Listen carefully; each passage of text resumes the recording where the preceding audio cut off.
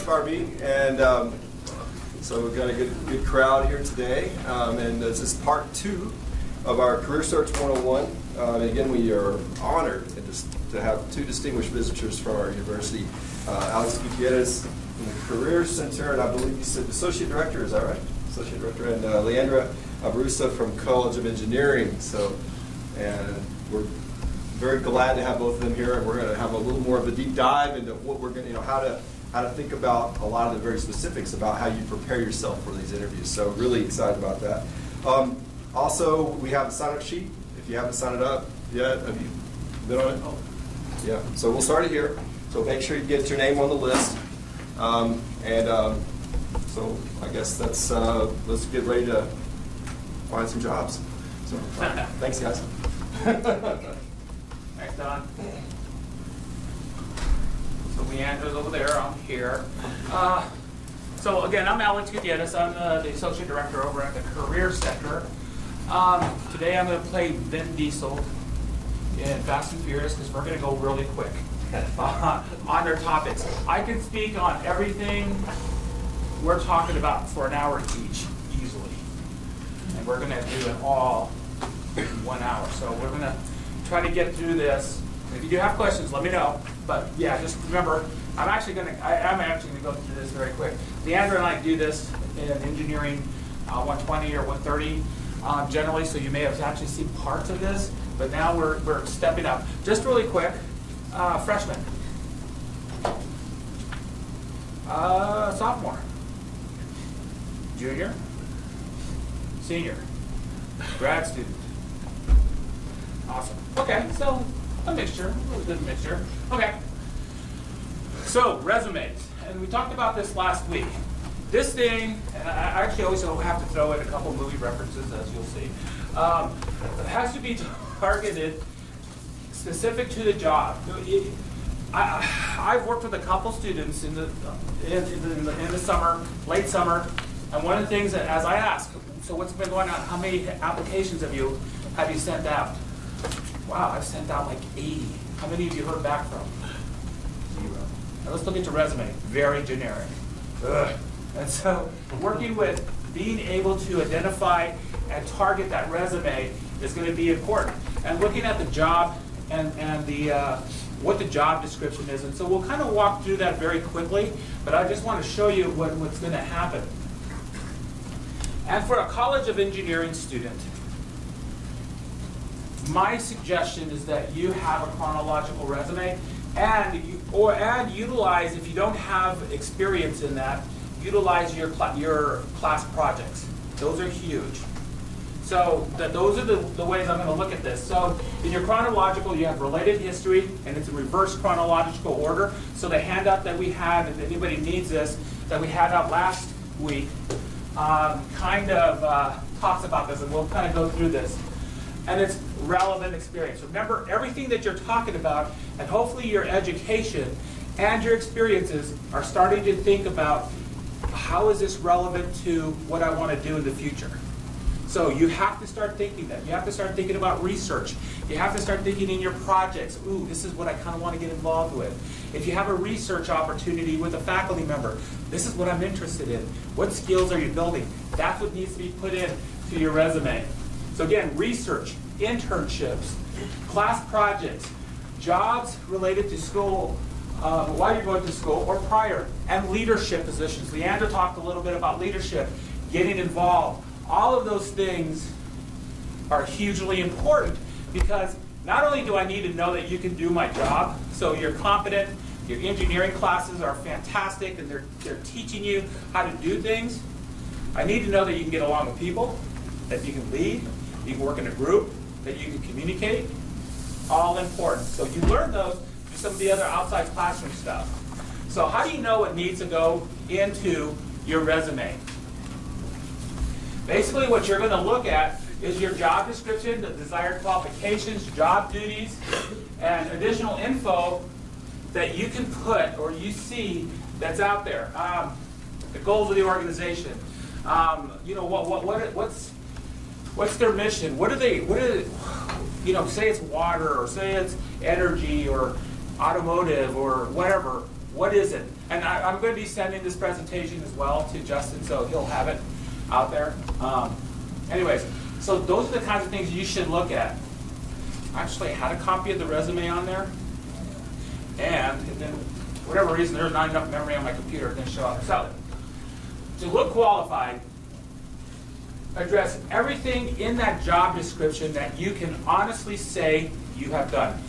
Honestly say that you have done. Because I will call you on the carpet on that. When you go interview, when you're doing your second interview, so I used to work at Micron. And when we bring people in, I mean, you're probably meeting with your handler, or your HR handler, and they're just, hey, this is the day, this is what we're doing. And then you probably go to your hiring manager, and then you talk to them a little bit. Then you might go into your team or partners, business partners, and so maybe there's anywhere between 2 to 5 people that you're talking to. And I'm going to say, hey, I saw this project, or I saw this, that you're an expert, or that you have experience in this, tell me about it. And so they're going to call you on it. And I mean, not call you like they call you. Tell me, I mean, they're interested. And if you can't talk about it, that doesn't look good for you. So it's going to be an important piece to that. Anything that's not relevant, start thinking about, let's get rid of it, okay? And use, if you can, the language that the employer is using, or connect those dots for me. That's going to be an important piece. That you need to make it as easy as possible for me. Again, I'm not, as an engineering manager, I'm not lazy. I'm just busy, and I need to get through it. And hiring somebody costs a lot of money and takes a lot of time.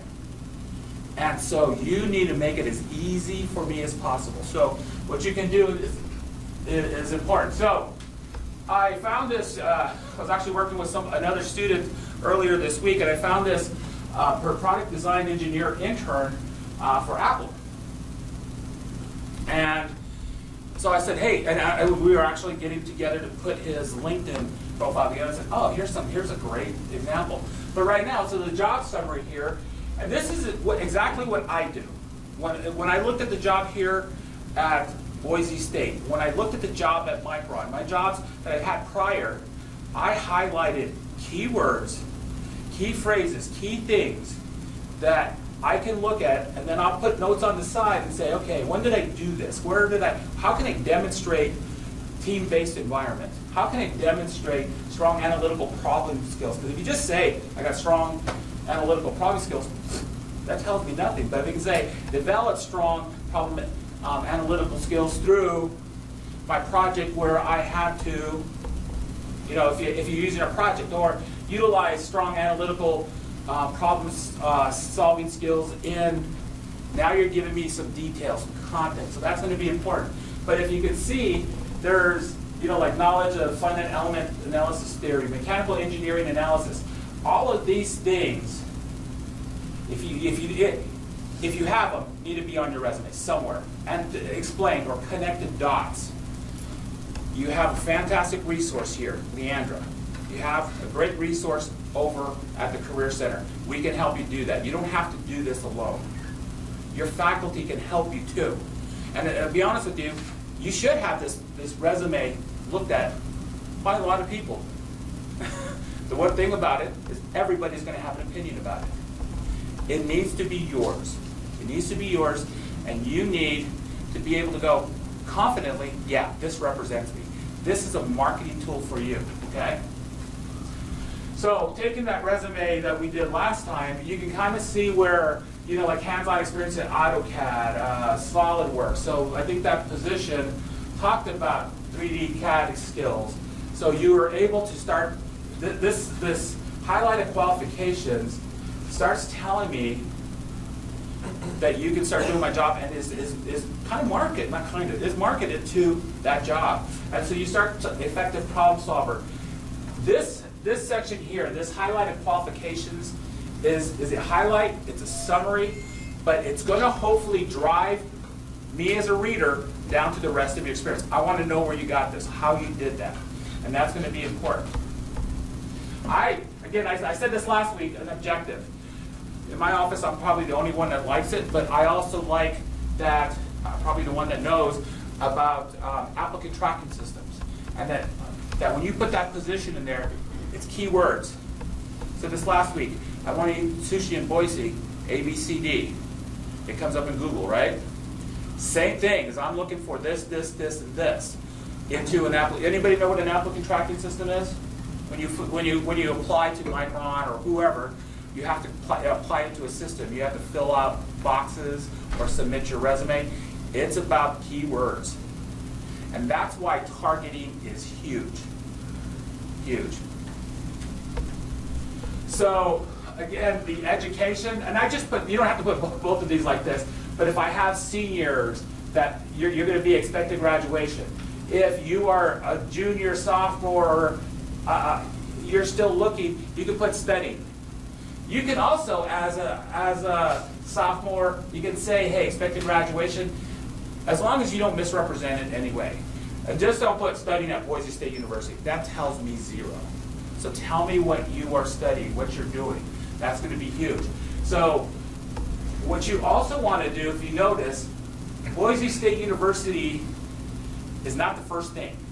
It's also not, it's not the thing that's drawing my attention. When you bold, italicize, underline, it's to get my eyes there.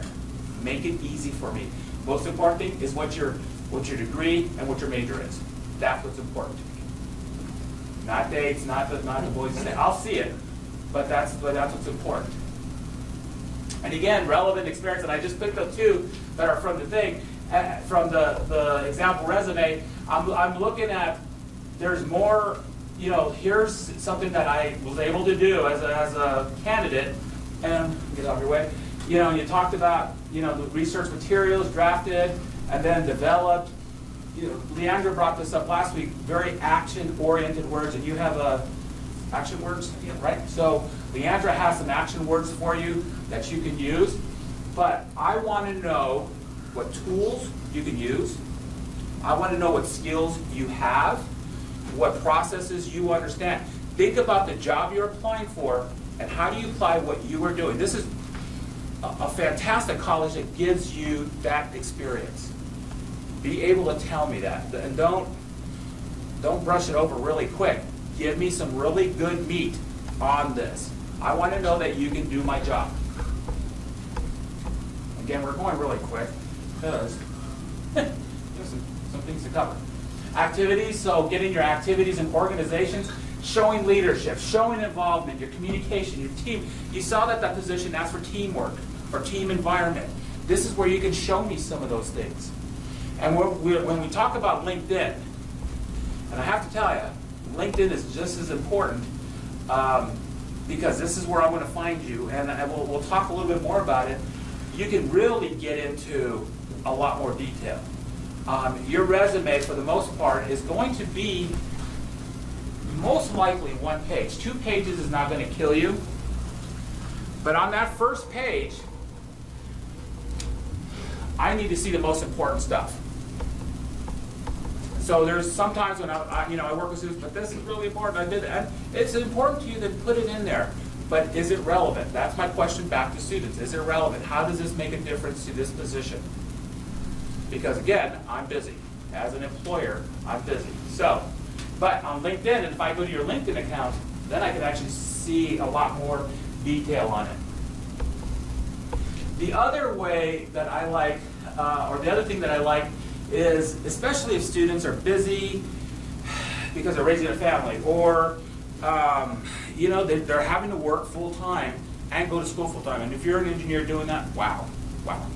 But it doesn't leave time for getting some experiences. But you are getting experiences because as engineers, as professionals out here, we work on projects. You're working on projects in your class, and your projects are probably more relevant than any other program or any other college on this campus. And you're researching, you're designing experiments, you're working with materials, you're using tools. Show me that. Connect those dots where your academics plays a heavy part into your learning and how you can add value to me as an organization. So here's just some examples, and on that handout is on the back if you didn't come in last week. There's some examples, and those are just examples. It has to be yours. In fact, this resume has to be yours. So, determining the order of your information. There are really no rules because this is your resume. And we talk about, okay, should this go first or whatever. I'm telling you from what I'm saying is on priority, relevance, and how do you get information from this piece of paper or what you did to me fast. Prioritize based on your strongest selling points and what I'm looking for. That's huge. Okay? Okay. I'm an employer, and I need your resume before I walk out the door. How many people would feel comfortable handing me your resume before I leave? How many people have a resume? So, again, how many would hand me that resume? Nobody. And that's actually okay. That's actually acknowledgement that, okay, I got to work on this. And that's okay because, you have some great resources that are absolutely here to help you. So, I'm going to tell you right now, stay away from Word templates. Not that it's going to kill you. Not that an employer cares if it's in a Word template or not. This is, from my experience, probably from Leandra's experience, being able to manipulate it, being able to change things around and move things. If it's just a plain Word document that you've created, fantastic. If it's in a template, it has some weird coding in there that doesn't allow you to change. It'll highlight Boise State University, and then your degree, I have to figure out where that is. There are just some weird quirks in there that in a template, I always tell Seth, I don't know if you do, I always tell Seth, get out of this.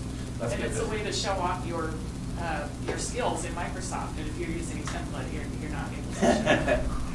Right on. So it needs to be professional, polished. So getting it looking, wow, okay. Because then again, everything you're doing, we talked about reputation last week, everything you're doing reflects back on you. And so showing that professionalism, that your ability to use Word and make it look at, wow, okay, you're gonna show me and you're gonna put some things together for me that are awesome because you represent me when you start going out there and working with folks. Formatting needs to be consistent and should be evenly spaced on the page.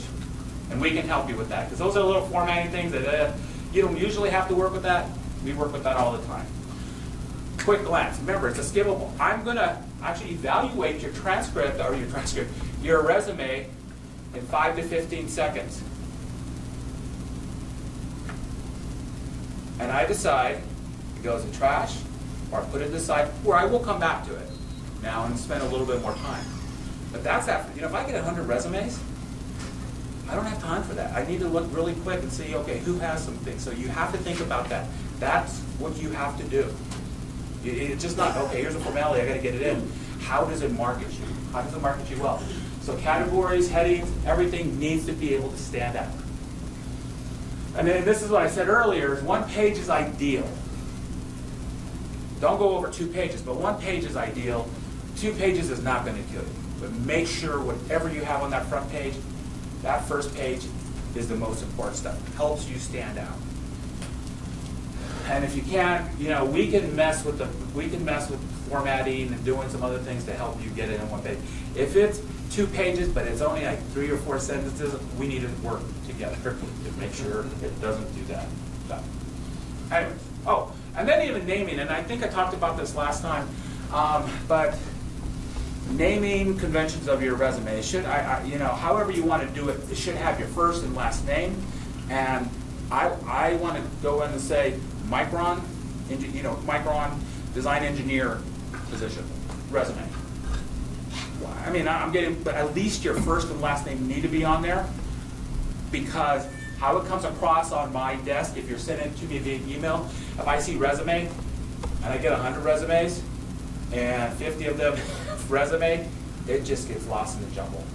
So think about your naming conventions as you put that in, and it helps you keep track of who you apply to, what I said. So when I call you, hey, and you're like, okay, yeah, here's what I said. So it helps, okay? References. So references do not go on your resume. I look at that piece of paper as very valuable real estate. Meaning that I want to see that you can do stuff. Your references, I most likely will ask for, send me your references, put it on a separate page. References for Leandra, Aburusa. And then give me relevant folks that know your work. When I'm thinking about references, when I call and I say, hey, can you tell me more about Leandra? And I hear, oh, yeah, okay. And the last question I ask, well, would you hire her or would you recommend her? And I hear, yeah, I guess. Or I hear, absolutely. She's phenomenal in our college. That's important. So think about, and that's why last week I said, when you're in class, you commit. You're all in your class. You participate, so these guys know who you are. When you're at a club organization, you're volunteering. If you're working on campus or somewhere else, you're looking at getting a great reputation and doing the best job you can, because I need to know you. And when I talk and say, oh yeah, that person did this in this project and was actually the leader, or whatever it is, I can talk strongly about you.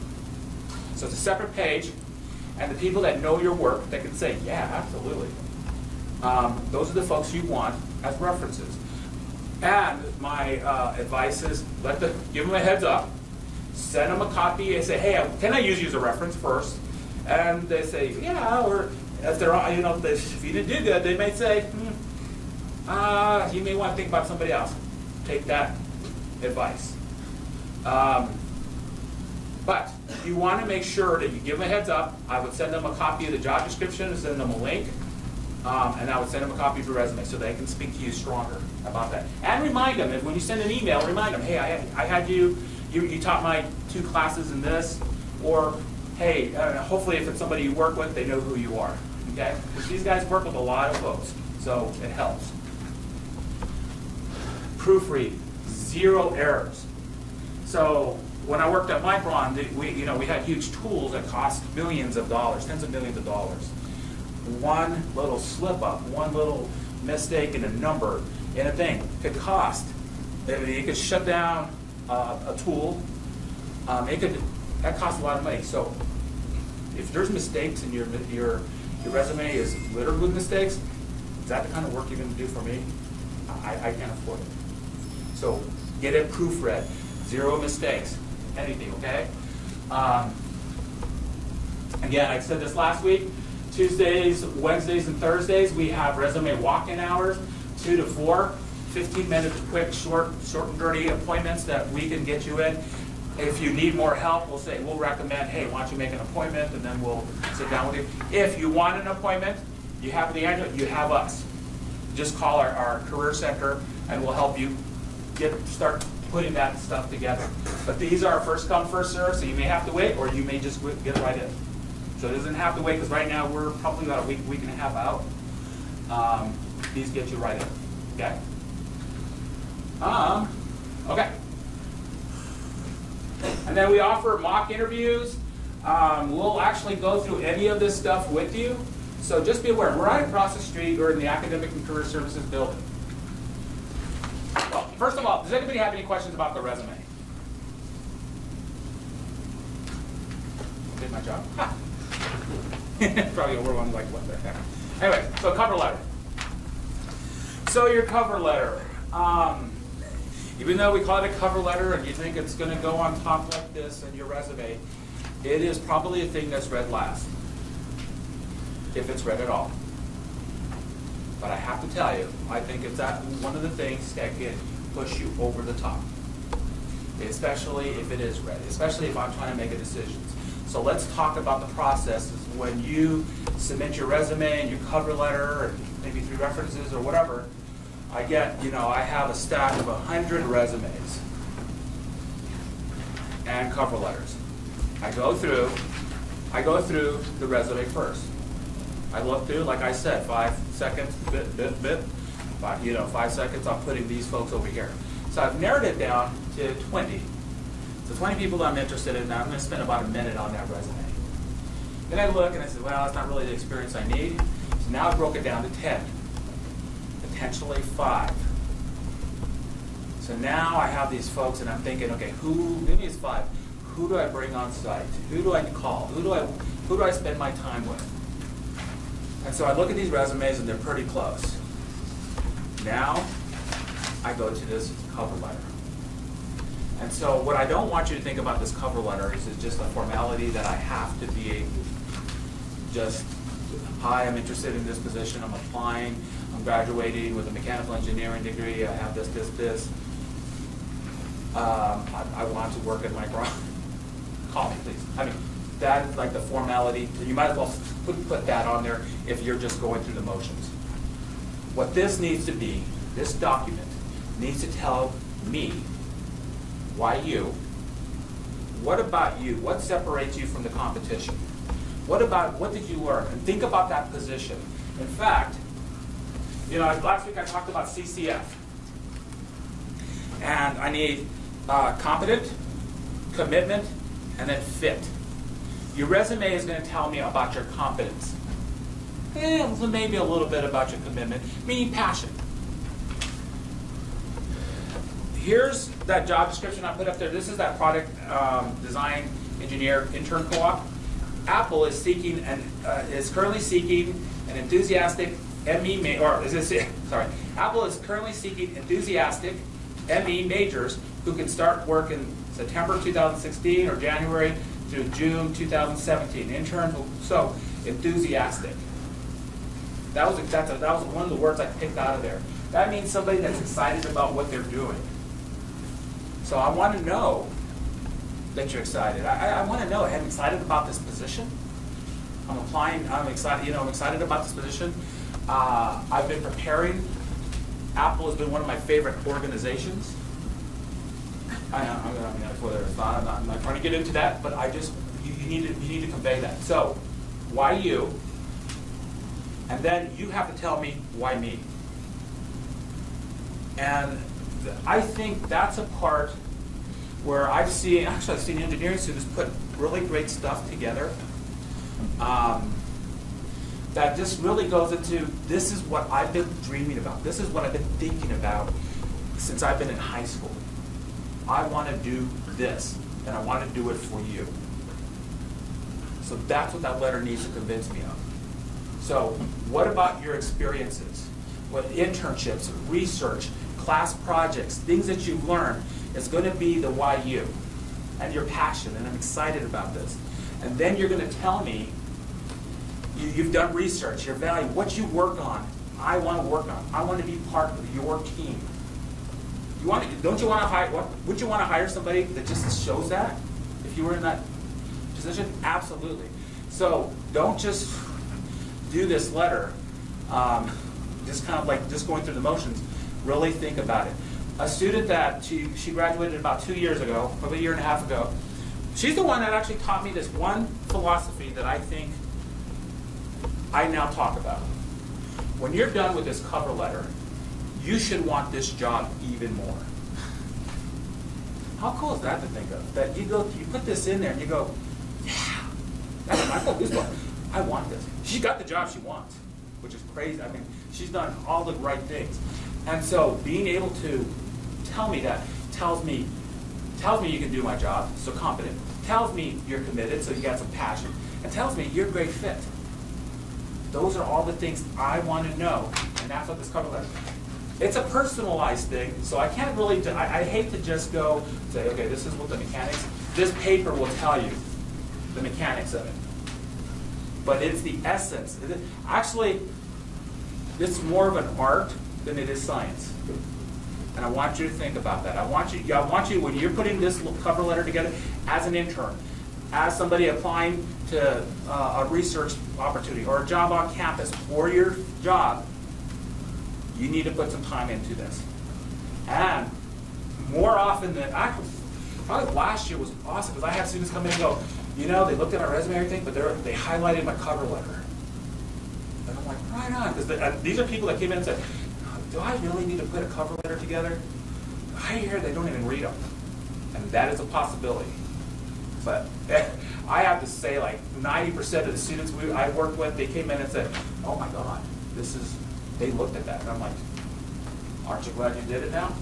So. Alex, I have a question. So should your cover letter be a separate Word or PDF document? So if you're emailing your resume, you've got your resume and your cover letter, and if so, what do you put in the text of the, attached to my resume and cover letter, or could you put your cover letter in the body of the text, or what? Oh, great question. Or alternatively, if the website has just one submission place for a resume. No, actually, fantastic, great question. Well, I'm actually gonna back up a little bit. When you send your resume, and if you send it through an email or you put it into a, upload a document, put it as a PDF. Because then the formatting stays the same. And, I just received a cover letter the other day that was like a page and a half. I was like, oh, not a page and a half, but a few lines. It was one page. Formatting could change. So my advice is to make sure both documents are a PDF. That said, and it depends. If they say cover letter and resume, again, naming conventions, your name, you can attach it, just copy and paste it so that make sure that it's one document. So your cover letter, then your resume, and you can actually put that in as one document. And then save it as a PDF, so it doesn't move it just. But make sure it looks right. Or then what would you write if you're emailing it? See attached, I'm interested in the position, or? Yeah, so the email, so I'm sending it as an email. I'd say I'm interested in applying for this position, attaches my cover letter and resume. I look forward to hearing from you. So that can be really short, quick, and now your cover letter actually explains more to it. So, LinkedIn. I could really truly spend about an hour on this easily. Actually, Justin's seen me. I spent an hour on this easily because this is actually such a cool tool. So this is going to be a high-level overview of what LinkedIn is. And this is the getting started. Because I think most students, when they come in, do I get to get a LinkedIn account? What is it? I mean, yeah, you do. And well, let's just go into it. I think LinkedIn is for three things, especially when LinkedIn first started. Actually, LinkedIn's been around since 2003, but when it really started gaining just importance and relevance was probably 2007, 2008. Also, social media started growing, Facebook, Twitter, all these other little things that were out there. And everybody's like, well, LinkedIn's just all the professional things. Yeah, it is, and it's how I find you. But it's also connections. Like we have multiple careers in different places, people we went to school with. So my connections are I have people all over the world, actually. You guys probably do too, as experienced faculty or staff or employers.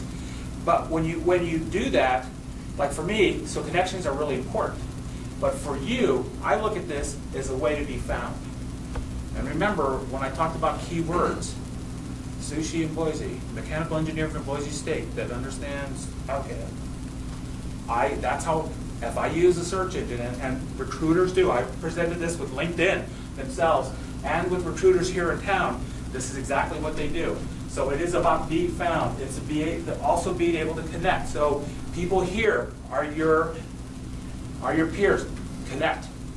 You should, if you have it, connect with your faculty on there, connect. Because it is about connections, and you never know where people are connected. And the research capabilities are cool, and actually I'll show you something when we get into the system. So I'm going to fly a little bit on this. Just to give you an idea, this is JobVite. JobVite is one of those applicant tracking systems. They survey about 1,400 HR or recruiters folks out there. So they usually come out with their recruiter survey each December. So this is a 2015. But if you look at, only 4% don't use social media in the recruiting process. And not just LinkedIn to find you. To find the bad things you're doing. We talked about reputation. I mean, if you are on Facebook and you're, hey, I'm doing a beer bomb, okay. Those are not professional things. So you have to, if you're looking for a job, I'm going to actually vet you before and afterwards. So that's an important piece. But if you look at, and 87% use LinkedIn, and so that's huge. That's out there, and that's how they cast their net, and it's wide. Back when I used to have a whole side there that they used to use, just for finding and sourcing people. Again, and the way I think about this is that, yeah, I'm going to apply, but if I have a referral or who do you know, those things all come into play. So headings and headlines. So look at Mary, my counselor, and there's that handsome guy, Alex, that out there. So what's important here is getting a picture. So let me actually add something, and you want to write this down. On October 26th, we are doing a career fair, but we're also doing LinkedIn headshots. So take advantage of that. And on your LinkedIn headshot, should it be you with your family, or your buddies? This is not the Facebook post. This is, I need to see who you are. Your heading. Your heading is a good, again, keywords and descriptive. Okay? What I see a lot of folks put is student at Boise State University. New. You're only competing with 22,000 other students. Tells me nothing. Give me some better things. Laboratory assistant at Boise State, industrial engineering intern, or like here, laboratory assistant in the new product design lab. Give me some more details versus you have that opportunity to do that. Mechanical engineering student at Boise State would be better. But just don't say student at Boise State University. Tells me zero. What if you're just graduating this May or this December in mechanical engineering? Mechanical engineering graduate? Want to be. Mechanical engineering, what Oh, so I'd say graduating with a degree in mechanical engineering. And think about the things you looking to get involved in automotive. When I start searching, think about, that's the headline that comes up. And if you've ever been on LinkedIn, you'll see there's a list of people when I type in mechanical engineering. In fact, this is what I was doing to do some research here. I was like, wow, okay, there's people who's student at Boise State, blah, blah. I want to know, this is a good way to market yourself. So think about what that headline is.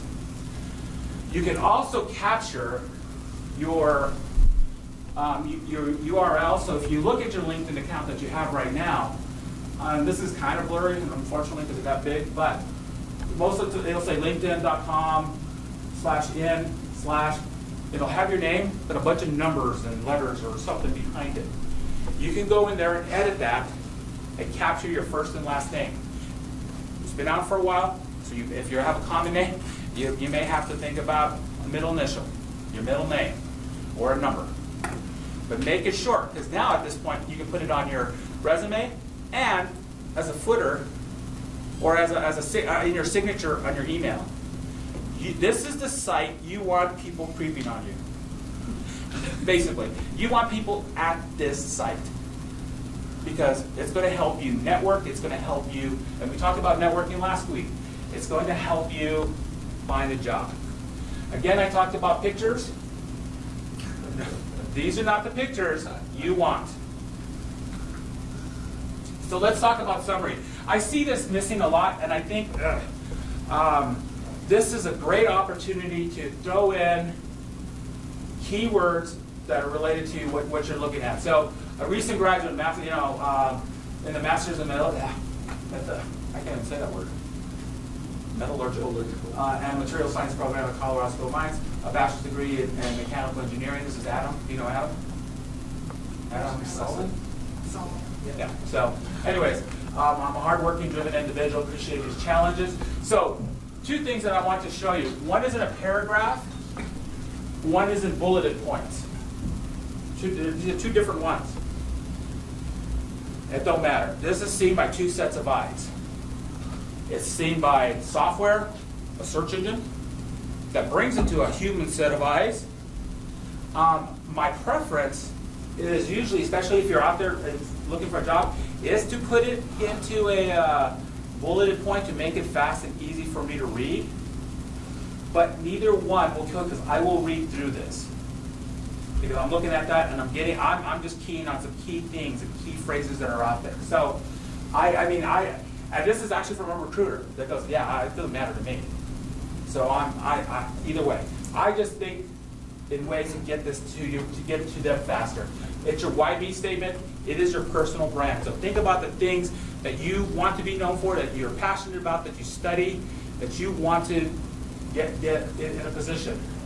Experiences, what I like about this is, again, descriptors, accomplishments, tools, skills, things that you've learned. Now when you put your experience, I've learned how to do this. I use this tool. You can be a lot more robust in your description than you were in your description than your resume, and I like that. You can add pictures. You can add presentations. You can add videos, like I said before. Do it. Show me that you can do my job. And I think that's huge. Skills. So skills. In fact, I was just working with a mechanical engineering student the other day, and they have like Excel, PowerPoint, and Word. I'm like, I think you have a few more skills than that.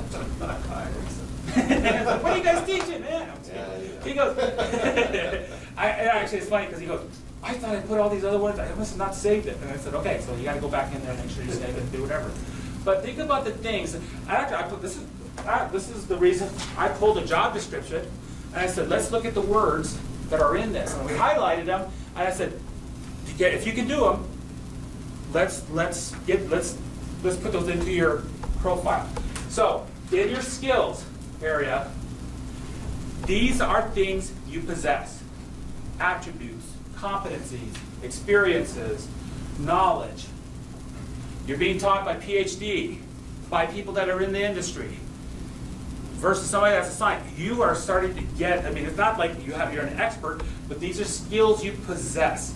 And again, just like I said, your resume, any of this, I can call you on. So tell me a little bit more about optimal control. That's actually interesting. That's what we do. Or you can go through it. So you need to be able to defend anything you put on here. But again, it could be time management. It could be teamwork. It could be, MATLAB. It could be any of these things that are very industry specific to, hey, I'm a good team player. Those are kinds of words you can put in there. These endorsements. People kind of go back and forth about these endorsements, but there's people that have endorsed me that have never worked with me, like career counseling. Never career counsel. They know that's what I do. So recruiters and myself kind of go, eh. But one of the recruiters that I actually present with said, I like it because, and this is not a good example, but there are separators. So if you look at mine, there's like 99 plus on some things like job search or whatever, but then you get down to some other things that are down in the 20s. Because these separators actually help me go, okay, this is what this person's known for. And so, good or bad. And you also have control either to show these or not, or accept or not. So the tool is actually really good for that. Education. So again, you can be a lot more robust. Design using SolidWorks. So you can see it's filled with all sorts of key things that are out there. What's kind of great is that when you put something into another section, and you tag it to Boise State, you can then, it'll actually list it underneath there. So if I clicked on that, it would bring it down. And recommendations would come down too. So anything that you tag to this comes down. I like the high school piece in there. In your resume, no, keep it out. But on this, you have folks that when you went to high school with, that will be graduating when you do, maybe graduate a few years ahead of when you did, and are now working potentially in a company that you want to work for. That's a connection. Hey, tell me a little bit more about Boeing. Tell me a little bit more about Ford. I see that you're there. Those are connections. And you're not asking for the job, you're just asking for information. And all of a sudden it's a connection. So you mentioned keeping high school off of the resume, but on your LinkedIn. Yeah. Okay, I have it on my resume, so I have to remove it. Yeah. So and so for the most part, yeah, you're now that that you're in college, you're going to put studying mechanical engineering, Boise State. I'm going to assume that you graduated. I'm going to assume that you graduated. Okay, so I think that's a good assumption. Anyways, but that's what I think about this. And eventually, someday, you may need to hire somebody, or they may hire you. Yes, sir. Yeah, one thing stand out here was Chief Guy. I think it's the same student who did for calculation analysis of ranking and motorcycles. Yeah. I mean, it's okay, but they're picking some key outcomes from one of our classes and listing them, just to be pretty good. That's Yeah. not too, So, yeah, so, and this is yours, I mean, and everything you put on here, this is not concrete. It's clay. It can be changed, it can be manipulated, it can be, and actually sometimes LinkedIn changes things on you, and you're like, ah, it drives you crazy. So this is like my courses and training, and why I want to bring this out is that at Northern Arizona, I went into a counseling program, and so I was looking for a counseling job. So this has my relevant counseling courses. But at Micron, and actually I went through a lot more training than this, but I pulled out the relevant courses at Micron. If you have an internship, if you are, say, a fraternity president or exec, if you have some leaders, you went to the leadership symposium the other day, now you can actually put that in there because it's just courses, but it's also specialized training or stuff that you have. So this Micron stuff, I put it in there. Micron's not a university, but these are things that I learned at Micron. Boise State did not pay, doesn't offer these courses, but they pay for me to go. Talk about social media, learn about branding. And if you're teaching yourself how to program, if you're teaching yourself another set of skills, you're learning other things, you're doing the plasma well, whatever you're doing, put it up. Independent coursework, you're teaching yourself, do it. Keywords, I have to tell you, sometimes employers don't care about this. This part they do, but keywords that get me to your profile. That's an important piece. Any kind of volunteer or experience, and so Leandra talked about volunteering, getting involved, doing some things. As your clubs and organizations, if you're doing something, show me. Show me that you're involved in other things, because now that's telling me that you're actually a pretty good time manager and you can work with people. And you can do things, and those are things that are going to be important for me as when I'm looking to hire you. So those endorsements weren't as seen as strong. Recommendations are seen as strong. So here's a recommendation, mechanical engineering. You want to see if somebody will recommend you. They're putting their reputation on the line for you. Huge. Interest. So I talked about skills, things you possess. Interest can be some of those same things, but can also be things that you're interested in. Maybe that I've never taken an aerospace engineering class, but I'm interested in it. So you're not it gets me there. If you're interested in that field, I pull it up. I may look at some skill sets that you have and go, oh, I'm going to give you a try. I'm going to give you a call. Let me send you, and it may not work out, but you brought me as a HR person to your site, and that's what's going to be important. In the past, like I just say, don't put this in there. I don't think it matters at this point. This is supposed to be somebody that's maybe going outside, doing something that's very active. There's some stuff. I'm thinking, yeah, this is part of that fit that I think can actually be cool. So your projects. So this is a senior design project, but you can put in other. You can have as many projects in there that show me you can do a job. So this doesn't just limit you to one. You can have some projects that show me. In your resume, you're going to show me the most relevant. Here, you can have them all. Any kind of language expertise, and what's kind of nice is it shows your proficiency. I don't have to be fluent. Those are great things that are out there. Honors and awards. So, be all in. Get some of these honors and awards. Huge. And I think this is important to show, hey, I've done some other stuff. So, any kind of certifications that you can get. I think this one's probably a little bit more. Do you guys do any of that stuff here? Like the lean or any certifications that they get here? Not the Six Sigma, but it's a good certification. Maybe Yeah. OSHA or OSHA, or maybe that's more construction. CMI. Saying I don't know what certifications you can get, but again, think about yourself as a carpenter and putting tools in your toolbox. And the more tools you have, the more value you're gonna be to me. Any kind of publications that you have, if you're doing research and you're a co-publisher, boom, get that on there. Any organizations that you're part of, get it up to tell me what you do, tell me how you lead, tell me what the organization's about.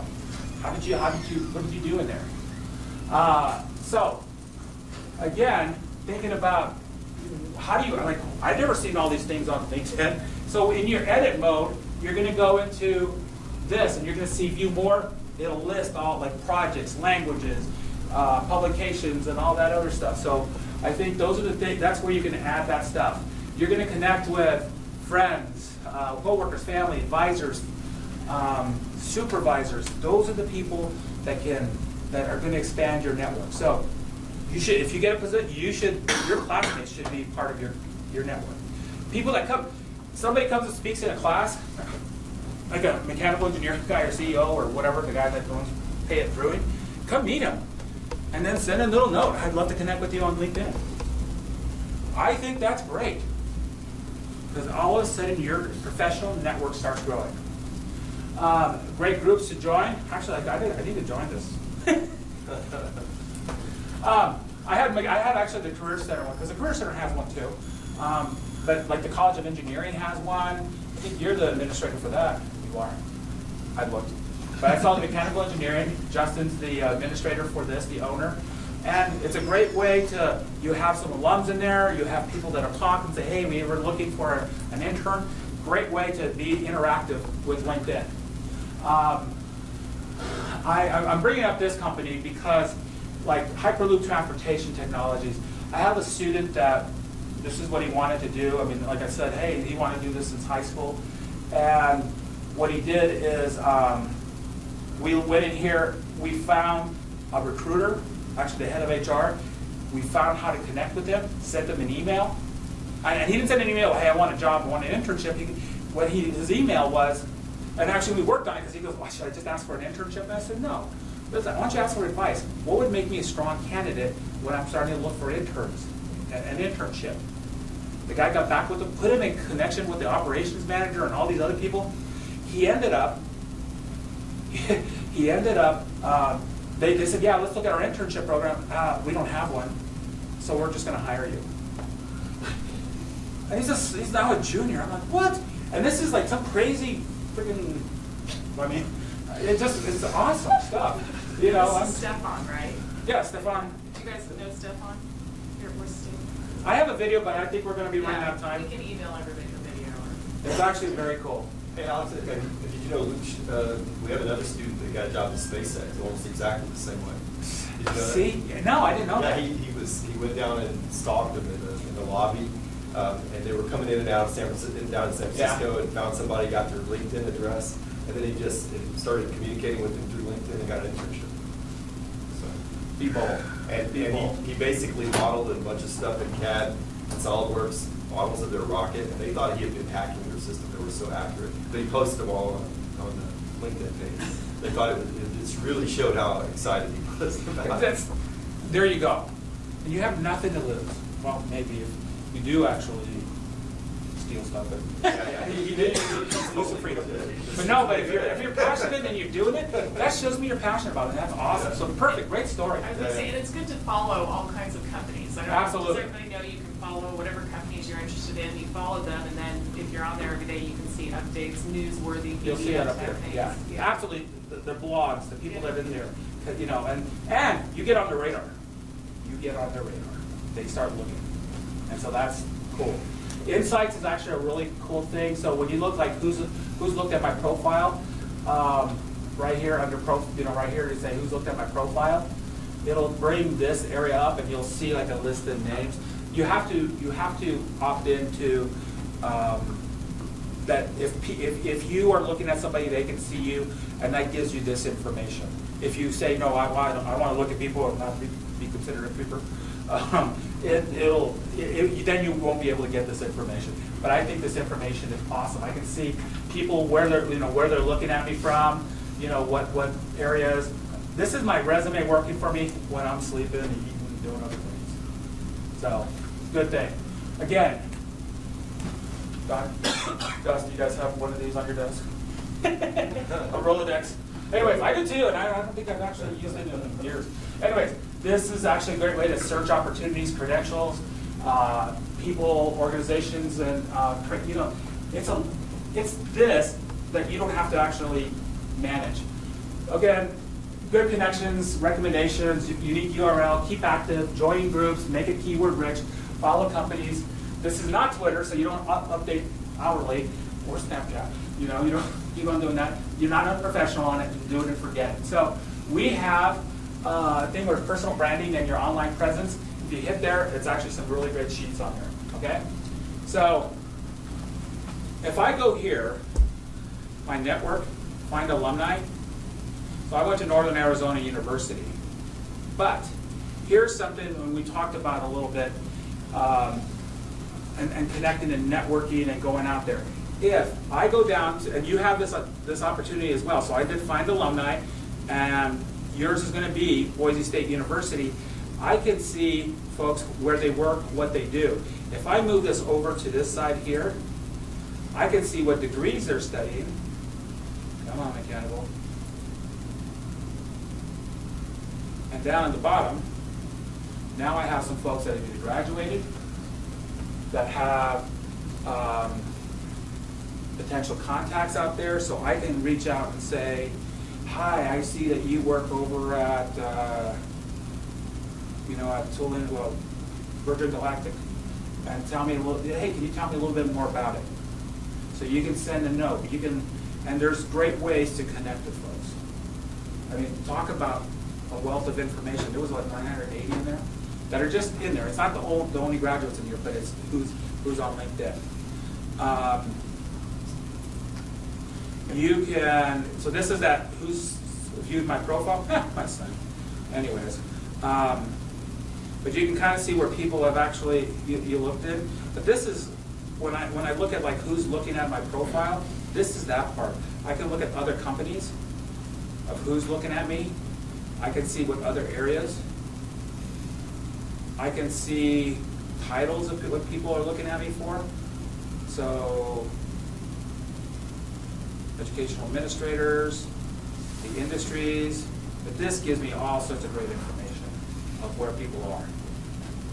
And when you're in edit mode, I'm going to show you one other thing. This is where you can see where you can add other information. What's also kind of cool is if I wanted to move something, I could move anything where I wanted it.